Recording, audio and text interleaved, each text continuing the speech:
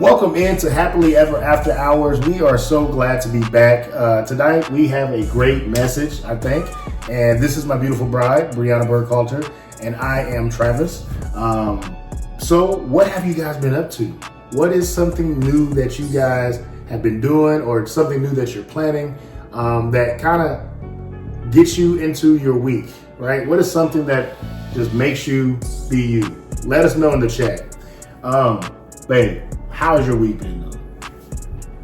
I'm not even gonna lie, y'all, I'm tired. I am at 30, well, it'll be 39 weeks in a day or so, and I'm just trying to make it through, y'all. Pray for me. Yeah, we have been. One good thing though, she is on leave now. She's on maternity leave now, so she's able to rest. True. That did start this week. Yeah, she's able to rest and take time. Doesn't have to work or anything like that, so she's able to relax a little bit more. Although you guys know she works from home. So she's able to relax and not have to worry about mental of the job. So that has been, I think, helpful for you this week. That's true. You've been slumped. She's been sleeping every day. Every day I get home from work, she's slumped. Out. Me and Robin just not like she should be right now, but here she is. Man. But here's our daughter. Yeah, she's gonna join us in that apparently. Say hey. But in this series, let's wait. What about you? Well, okay. Let's see. This week I felt like it's gone by kind of fast. Like it was really weird to me because, like, I kid you not, like it was Monday just yesterday for me. Like it's been downhill. All this week has just been sliding. Like I don't know why, but we got to Friday very quickly for me this week. I guess that's a good thing because it was a good week, I guess. Yeah, right? I guess. I wasn't as stressed. I mean, I'm working on some other stuff and it kind of has me stressed, but at the same time, it's because you got so many different things going on. It's like it might be, man. I don't know. Keeping you busy in a sense. My mind, it does race. I have so many things like I want to do, but I gotta like focus. So that's my biggest thing is just focusing and making sure that I'm enjoying the moment. Because maybe I don't want to do this forever, career wise, but I'm enjoying it while I have it. And so it was just, I don't know, it went really fast this week. Some of the students were pretty cool this week too. So we had some good conversations. I like having good conversations with them. And that's, like I said, I think before in the past, that it allows me to kind of get into their world and learn how they're doing. So it was a good week. Yeah, definitely. But go ahead with what you were saying. I was just making sure you have. Yeah, that's fair. That's fair. We do check up on one another quite often. But I'm excited to get into this because I've been listening to Dr. Miles Monroe, right? And he's been like telling me about the ways of a kingdom, and it's been like just like revving it up in me. I'm just like, man, I don't know what I'm gonna talk about, and so. And we always try to get a good, idea of what we like to talk about. This one here just kind of came almost out of nowhere, but at the same time, I feel like it's right on time. Yeah. As always, I feel like what we have is right on time, and it's what I feel the audience needs to hear. Yeah. So as you guys all know, and I think my husband already said, like our series right now is "What is your name?" or "My name is." Or my name is. Say like that. Yeah. So today we're talking about I am an heir. An heir. Right? And to be an heir means that you have to be associated with the kingdom. And we'll get with that a little bit later. But we have two verses that we felt really kind of ties it together. Yeah. About how do I know that I'm an heir? Right? I got book. One of my favorite pastors, PD, says I got book. And what that means is it's in the scriptures. And it tells you. So bear with me as we go through it. Mark 3:35, if you want to read along. It says, "For whoever does the will of God is my brother and my sister and mother." Right? And you're probably like, okay. Because it took me a second, y'all. Not even kidding. He read it to me and I was like, I don't get it. I need context. And that's one thing. That's just a asterisk on the side. Whenever you read, make sure you read back so you get the right context. Go back to the whole chapter. Now sometimes I've heard preachers say, hey, I go back to the beginning of it. I go back to the first 2 chapters ahead of it, and then I read the 3 chapters after it, which is a great great tip. And normally I do that, right? But I've read Mark quite a few times, and I'm rereading it just because there's a plethora of knowledge in this that's going to help us be an heir to the throne. And that's where I want us to all understand it and want us to get to is that it's already proven. The battle's been won. We know the outcome. And here's a juicy part of it. If you, so-called, John 3:16, but you're an heir. So anyways, let's wrap this up. Okay, so what it is there was a Sabbath day. Jesus healed a man, right? He healed a man on the Sabbath day. And then a great multitude, and he did it on the Sabbath, right? On Shabbat. So if you do that, obviously back in the time, it was sacrilege. And then there was a great multitude that followed Jesus. And then that great multitude, a bunch of spirits also were in that crowd because there's a bunch of people.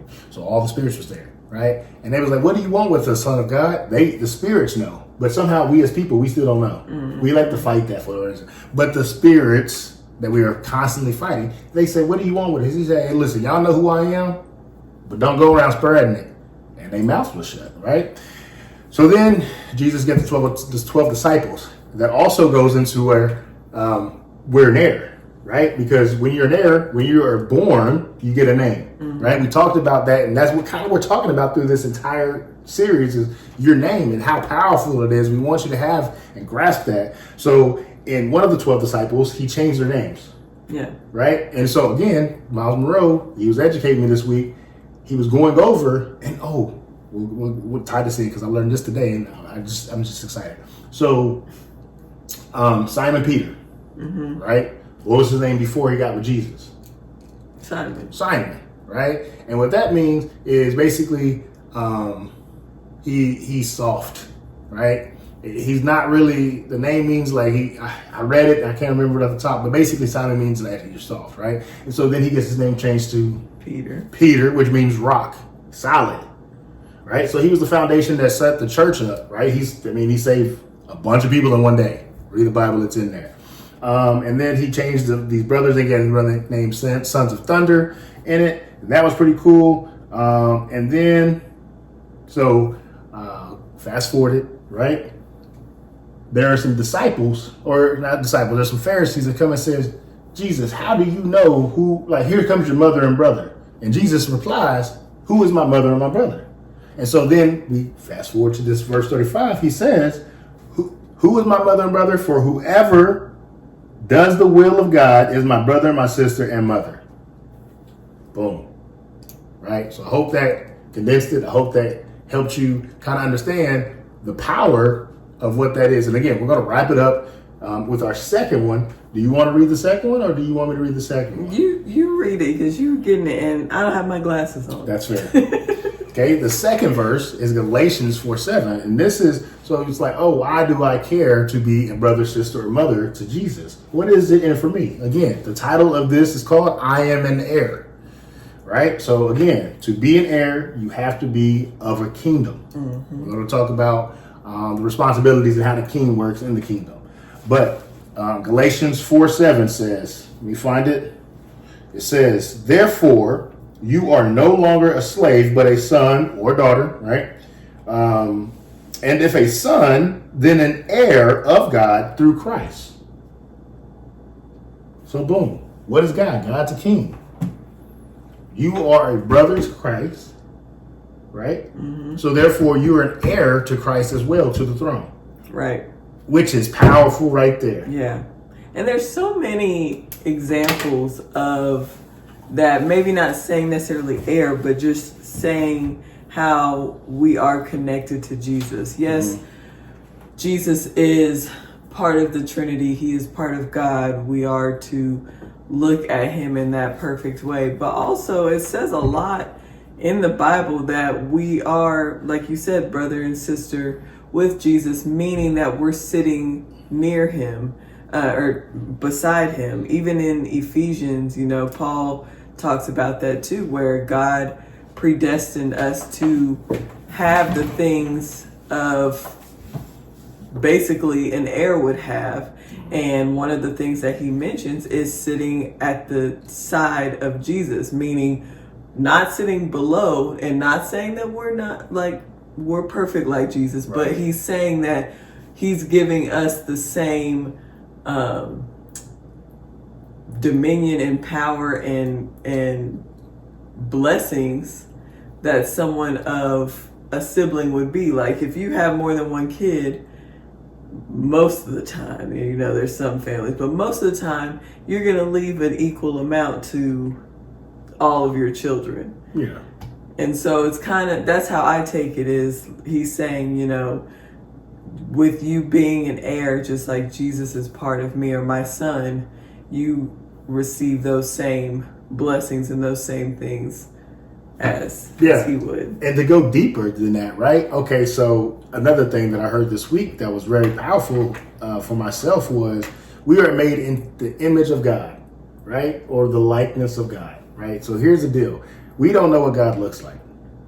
Right. Okay? So what does that leave? It leaves a spirit, right? And we have the fruit of the spirit, right? And if you look back through the Bible, you see that on Jesus. Yeah. You see that he had a way about himself. He carried himself knowing who he was. And so with that being said, we should be able to walk in grace, one, because God gives it to us freely, because again, we're an heir. So he gives us, he imbues us with that.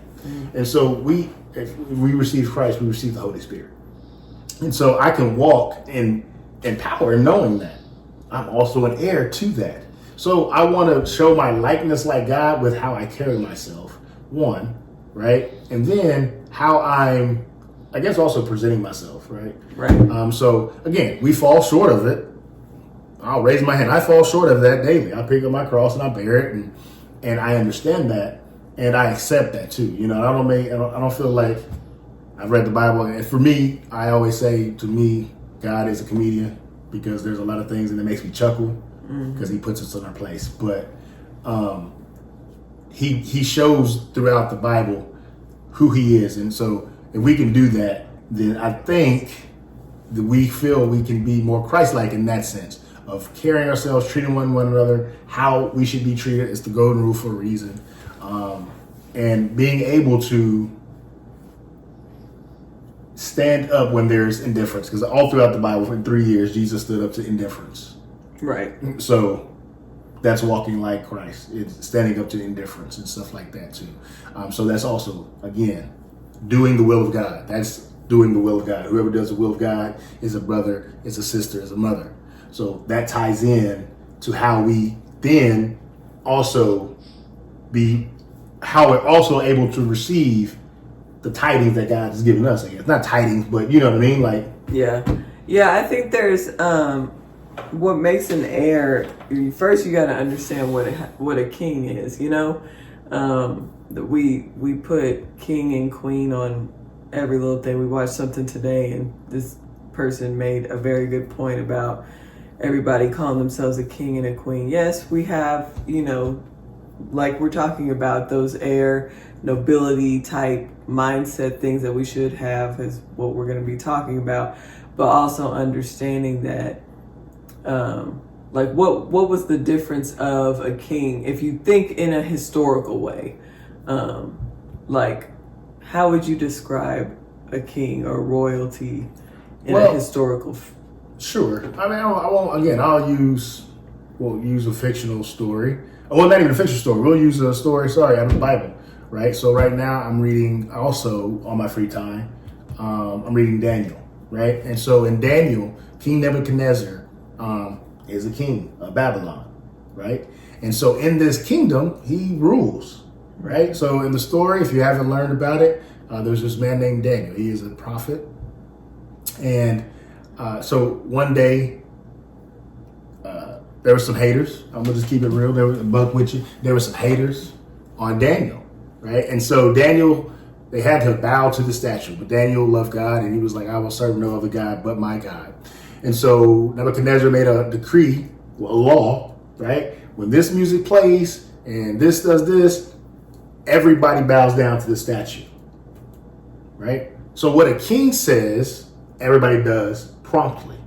If a king says that you got to jump on one foot, everybody jumps on one foot. So when the king says something, everything happens, right? And so that's how a king operates, is things happen when they go out and when they say things. And it's the same thing with our King, our God. God has said that you are an heir. Born. Point blank.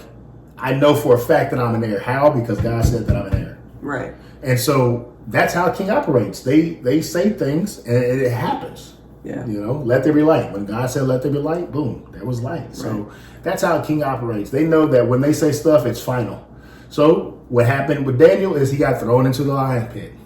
Yeah. Okay. But so that's what the king does, and that's how they operate. They carry themselves, and people follow what they say. Yeah, yeah. So I think that, I mean, you described that very well. And it's important to understand that, because in order to understand how you are an heir, you first have to understand where it comes from. Mm-hmm. You can't be an heir and you not know where it comes from. And it's, I think about even like with my family that I came from, like I would remember my dad would always be like, you don't embarrass the family name, my maiden name.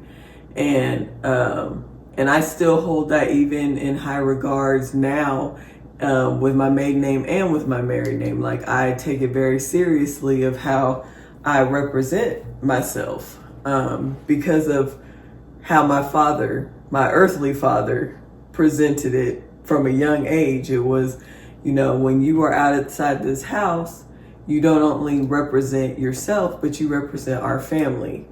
And that's the same thing when it comes to an heir spiritually wise, is once you've decided that, you know, you're going to walk this life with God and try to be the best person that you could be, try to be the best image bearer you could be. We talked about that last week. You have to change some things and really understand how you are an heir. And there's three like pieces to being an heir. There's the hereditary part, the mindset part, and the action part. Yeah. But before that, we're talking about siblings. We're siblings of Jesus. Hallelujah. You're an older sister. I'm an older brother. What's a good sibling story? Not too bad to embarrass your brother. What is something good that you remember that you like? Funny, bad, you know, like I said, nothing too embarrassing. I mean, me and my brother are about 3 years apart, so we've always been somewhat close. We've had some similar friends and things. So we really didn't argue a lot as kids. I would say, well, okay, I got one. So when we were like little, I was maybe 8-ish. He was maybe 5. Well, he may have been like 6 or 7, so I may have been like 10. Either way, we were little, elementary school, and one weekend we just decided we were going to have a yard sale. It was probably my idea because he always went with whatever I was selling. And so we were like, we're going to have a yard sale out on our front porch and everything like that. And so we told my mom, and she was like, okay, just stay out on the porch. She thought we were just playing and stuff. I done made a sign and I didn't take none of my stuff out. It was all his stuff. And he was just like, do. And it was me, him, and one of my cousins. And we were just sitting out there. And then my mom came outside, and you know, this was in the late 90s, early 2000s, where you could be outside outside and not feel like your kid's gonna get snatched. But so she came outside and took a picture, and then she realized, why are all your brother's toys out here and none of your toys are out here? And I was like, I'm not selling my stuff. I'm not selling none of my toys. And he was just sitting there like, this is what we're doing today. So you about to sell all his toys? About to sell all his stuff, crazy. But he always went with whatever crazy idea that I had. Like if I wanted to play school, he was my one student. Yeah. Even if he didn't feel like it, like, you're gonna be my student. So it's just funny now being adults. It is. It's so wild. Like it hits me sometimes. Like, goodness gracious, I'm getting up in my big age, you know. So I got 8 siblings, right? So 8. It's a lot. It's a lot, and I try to like remember like certain things with one, you know, because that's what makes it fun. One, you know, I have a story kind of with all of them. Nothing like crazy, but just like, because I'm old. My youngest sibling is 17 or 16. He's sorry, 16. So, you know, it's a lot of people. It's a lot of people. But with the youngest two, man, them two is just funny. Them two fight all the time, and it's funny to watch them because they're so close in age. And you know, with my brother Noah, he was my crown bearer in high school. You know, I was the high school. I don't think I knew that. Oh, I don't think I told you that because we haven't got there. It was my senior year. Oh, okay. And so yeah, he's my crown bearer, and all the girls in high school, they was like, "Oh, your little brother's so cute!" Like, it was so funny. And he had a blast. I had a blast having him there. And then with my sister Amber, who lives in Australia, I'm not gonna say what she did, but I had to get. We both had to it just had to end because it was crazy. I remember. I don't know if she remembers it, but I'm gonna tell her. It was funny. I'll tell you after we get off film. Let's see. Trey, meeting him. That's my brother. He lives in San Diego. I think really the first time meeting him was at like some family functions. It was fun. And then me, Spencer, and I want to say Jordan took him somewhere. Had a crazy night. He was like 17 at the time, so he probably shouldn't have gone, but he went with us, and it was a great time, man. That was one of the funniest times with him. And let's see, my sister Michelle, man, she lives in Houston.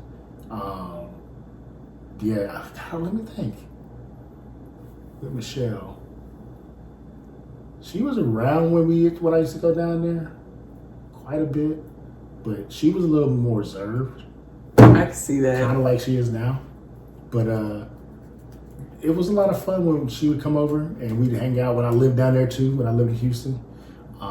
So it was cool. I try to, I'm not the best, obviously, but I try to have something that I can like hold on to with all of them. And when we're saying, do say hers, but a whole lifetime with her. One of the funniest ones was my brother Cameron when he was alive.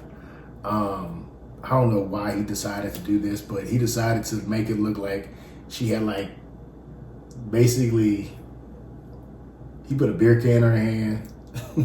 He put her underwear on her head. We took a picture. She was like 4 or 5. And I don't know, it was like that one night, me and him was just sitting there cracking up while she was doing it.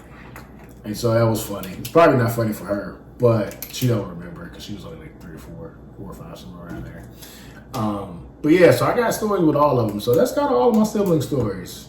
You left Shania out. That I remember. Oh, that's not with Shania. I see. Me and her just went. I just went and hung out with her. Oh, okay. Yeah, and she used to come to my games in high school when I was in high school. So she went through my basketball games, some of my basketball games, some of my football games. And then seeing was really okay. So yeah, here's one that I enjoyed. Actually getting to see her play softball and her AAU stuff. It was so cool. Like I enjoyed it a lot. Like that was like almost like, I don't know. I just really enjoyed that day because I didn't ever get to really see her play ball. And then, yeah, the same thing with my brother Noah. They can see him play ball in high school. TJ, they can see that. So hoping that happened. Justin don't play, but I think hopefully get to see him do his FFA thing. But again, like I said, a lot of siblings. We went through everybody's stories. Yeah, a little that bit. Took a whole 10 minutes. It did. But as you preluded earlier, let's get into how do you be an heir, right? So the first one you say hereditary, right? Mm-hmm. My pronunciations the last few weeks have not been good, so I wanted to make sure I was saying that right. That's fair. So how are we hereditary? We're both brothers and sisters of Christ, created by God. Yeah, I mean, it's, so you have to think of it, I feel like with the hereditary, you got to think of it in our physical life and then bring it around to the spiritual for you to understand it. At least that's how it made sense to me. So just like your hereditary, your genetic traits come from your father and mother and your ancestors and so on. It's the same thing because we were created by God. Like it says in Jeremiah, I believe, like we were formed. He knew us before we were formed in our mother's womb. And he had a part in our creation, you know, like, yes, our mothers and fathers came together and, you know, did the do, but there's so much spiritual and the breath of light, breath of God that had to come in order for you to have that life. Yeah. So there is a physical aspect to God being a part of who you are. Mm-hmm. And so I think looking at it from the physical point too, of it not just being this spiritual rebirth, but also showing that God has been a part of your birth from the beginning. He knows you were predestined already. We talked about it a little bit. So there's all of those aspects to it being in that hereditary mindset or the genetic mindset, which looking at it from there, you are automatically, like he said, a brother or sister in Jesus because God also created you. So just like he was created. Yeah. Yeah, no, I think you explained that pretty thoroughly there, to be honest with you. But yeah, so what he has, we have as well. Now, granted, we can't, some people may feel that we can. And I mean, you have witnessed, or I don't think you've witnessed anything, but you've heard people witness that they've seen people heal visions, and I have witnessed. You've had witnessed this. Yes. Oh wow. See, that's a whole conversation. We could just let her go and talk, because I've never witnessed that ever in my life. Some very interesting things that you would not believe unless you've seen it. And I'm gonna tell you something that just came to me, because my mouth just went, because I almost said, you know, we can't do something. Mm-hmm. I was really, he was like, shut it. Yeah. God, because I almost said it, right? But you've seen it. And I've never had the honor or the privilege to see any of those type of deals. I know Bishop, way back in the way, he said that he's seen some stuff when he was here with us that, and I think he said Africa, that he saw some stuff kind of go there. And I was like, oh my gosh, like that's so wild. Yeah. But that side of the country is a lot more prevalent, but is it? We'll stay. It's just the way that we put God in a box in Western culture. That's kind of where I was going with it. I was kind of about to say that, but then I was like, yeah. But you know me, I'll get on to another. The church that I grew up at, my mom was an usher, and so we would always sit in the back with the ushers. But that meant, if service went long because people are shouting or whatever, we had to stay because she had to help. And so we saw a lot of things that happened at the end of church, after church. Yeah. And we were like, I haven't seen it to see, but tell them about that one thing. No, we'll keep it good. We ain't gonna tell them about that one thing. Maybe we'll talk about that kind of the spiritual, deep in that one. Because we are in the war field. We're in the war field, so that'd be a good one to chop it up about. Because it's a lot. It's a doozy. But the second thing is the mindset, and this is for me. This is where I like to live in the mindset, because I'm all about learning new ways of how to do literally almost anything. But then also, how can I be a better believer? How can I be a better image bearer? I'm always trying to figure out that. So if I can, right, whatever it is, I can do all things through Christ to give you strength, right? Philippians 4:13. So again, it's the mindset. Like, you have to say, because like I said earlier, I caught myself saying that. So I caught myself, because it is your mindset, right? So think as a man is where he goes, right? And if I think that whatever seems unsurmountable, it's going to be unsurmountable. So, I have everything that I need. I have everything I need. And everything that I need, I have. It's how I see it. And I try to tell a lot of people, man, life is about perception. Absolutely. And if you can figure out how to correct your perception, then you can figure out how to correct your life. And so the biggest way that I figured out how to correct my perception and my life was getting into this Bible. Honest to God. Right? Honest truth. Because I knew there's certain periods of time in life where it was like, you drifting too far, and again, it tells us, raise them up this way. They drift, they'll start coming back. So anyways, I receive as well, right? And again, Dr. Miles Monroe, this is beautiful, right? To receive something means you had to have been given something. Yeah. Right? So you already have it. You already have it. You had to receive it. So that means you already have it. Right? So it's just the same preset as like, rewind. Right? I got to bring it back to the beginning. Right? Because if I wind it, it's already wound. Yeah. But if I rewind it, right? It's crazy the way that he was. I was like, oh my goodness. Yeah. Mind blown. So, it reminds me, I don't mean to cut you off. That was good. But even with the mindset thing, it just reminds me that this world makes us want to go negative. Yeah. It makes us want to think of ourselves in a negative way. And think less of ourselves. Yeah. And so with thinking of I can or I have or I receive, you're taking that negative aspect out of it and thinking in a positive light. Is life always going to be peaches and cream? No. But if you stop and say, okay, but what can I do? What have I done? What have I received? And then do it in the present tense and do it in the future tense. Yeah. It stops you from having that mentality of lack, right, and not understanding that you're an heir. And a funny story, because like we joke about it all the time, because I always say, like, I was born, like, I'm supposed to be rich. Like, I was born rich. And I used to say when I was a kid all the time, because my parents worked hard, but we were not, I mean, like, that we always had what we needed.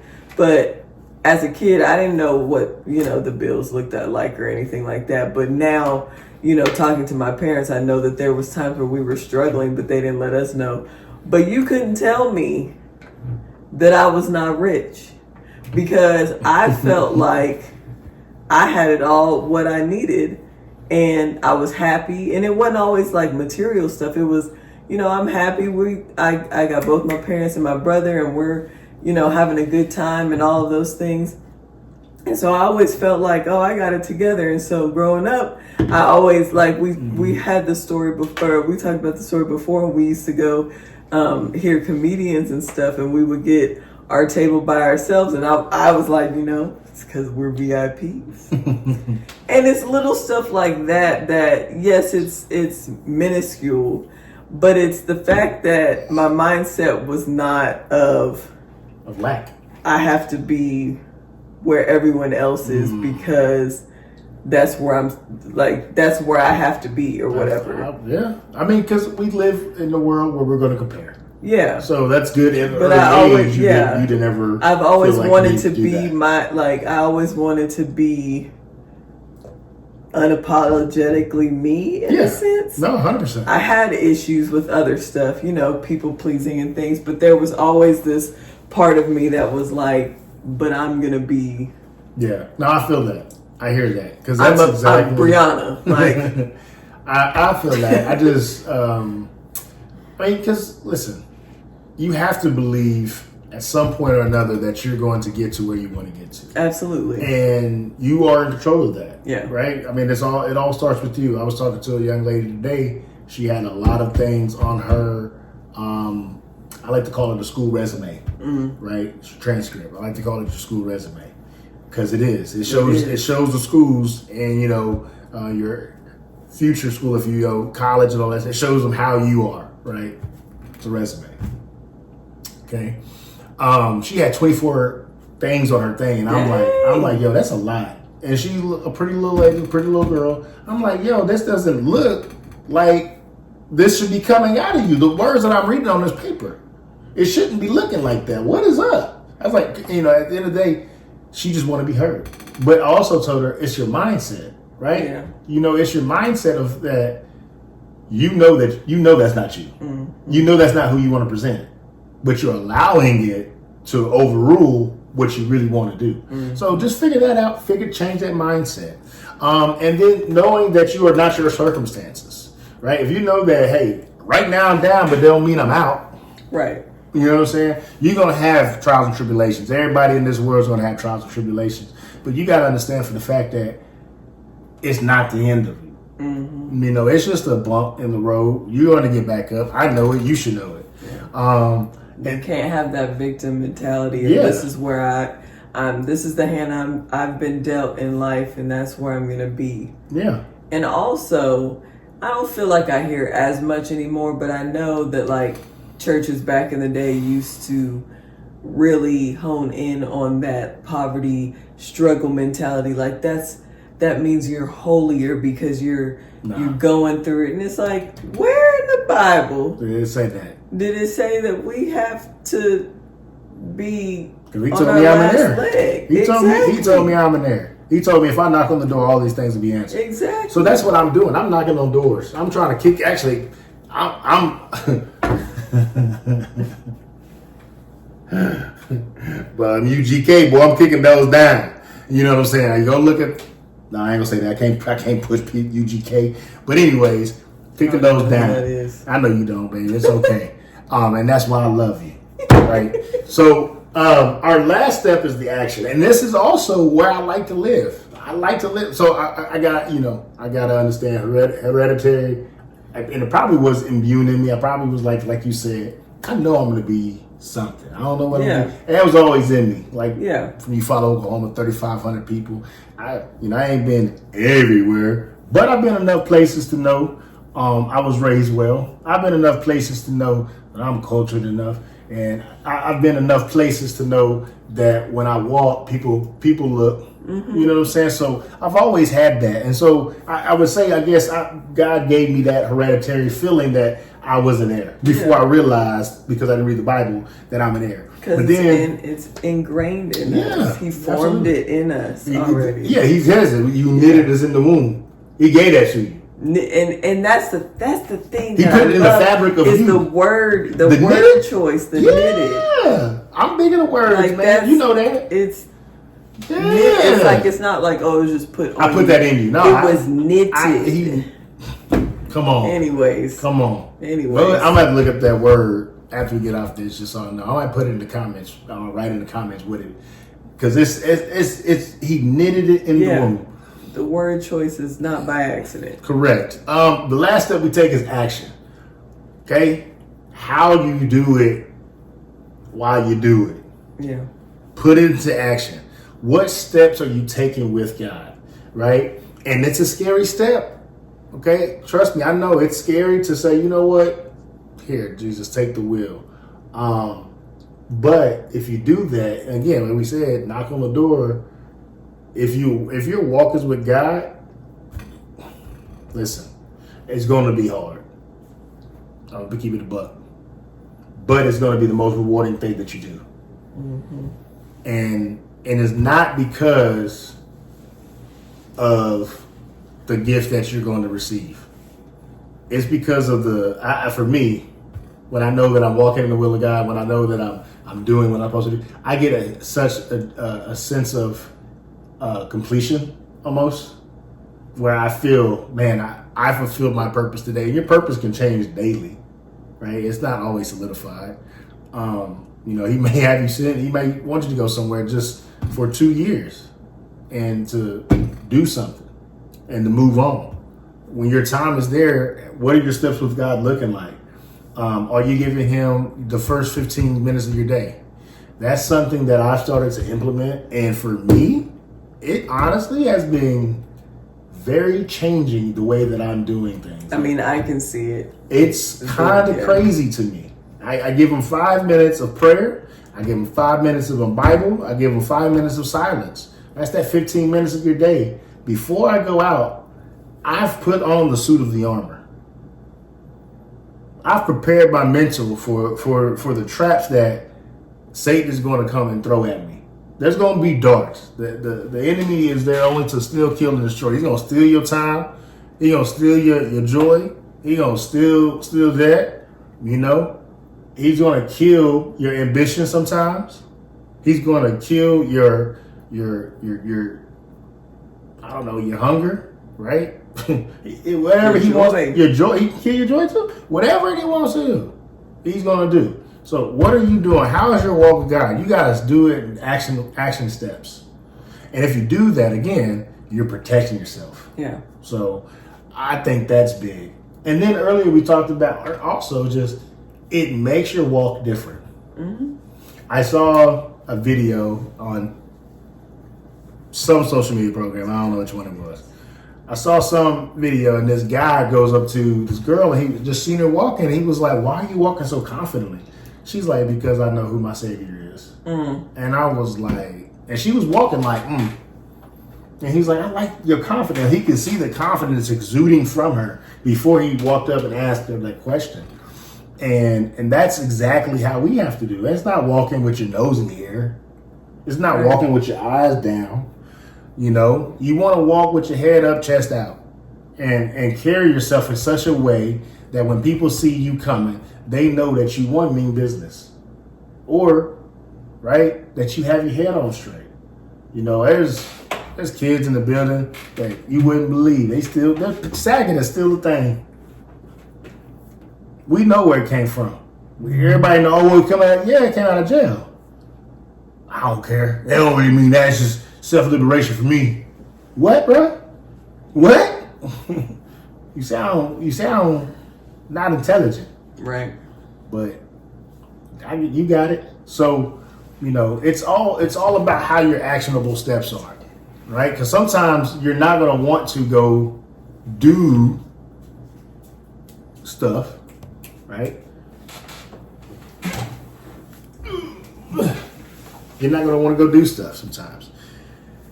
And being able to do those things goes against what we feel is our better nature. Yeah. And like you said, how you carry yourself too is such a big deal in adding to your walk with God, because I feel like the more you study and the more you really understand your identity in Christ, it changes you, the way that you walk, your mindset and everything. Because how can you learn about a God that you're an heir, you're connected to, and not feel more than what you already were? Like, there's no way that you can still feel less than, in a sense. It helps build your confidence. So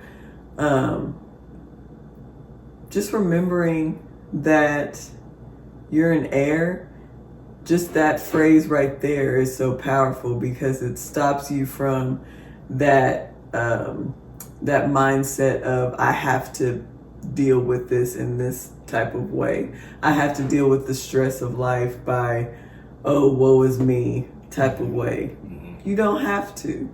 We go through the things that we go through, and we keep it pushing, you know? Yeah. And sometimes it's not even just you going through it and just being like, okay, I got to get through. Sometimes you got to stop and call it out and be like, this is not where I'm going to be. Yeah. No, you definitely got to use your words. Use the power of your words to say, I'm cutting that off right now. Yeah. And I'm going to do X, Y, and Z, or, whatever it is. Yeah. But 100%. 100%. Yeah. So again, heavy stuff we talking about, but really excited. We just wait to see what God is going to give us every week. So just stay tuned for next week, where we talk about another thing that we are, another name that we are, because there's so many we could go into. But yeah. That's all you got. That's all I have. Well, we appreciate you guys tuning in and watching us, and just hopefully something that you can take from this. Chewable, biteable size information sometimes. Sometimes I know I get a little overloaded, but we thank you for watching. Please, if you have not subscribed, shared, or any of those things, please do that. Hit the like button.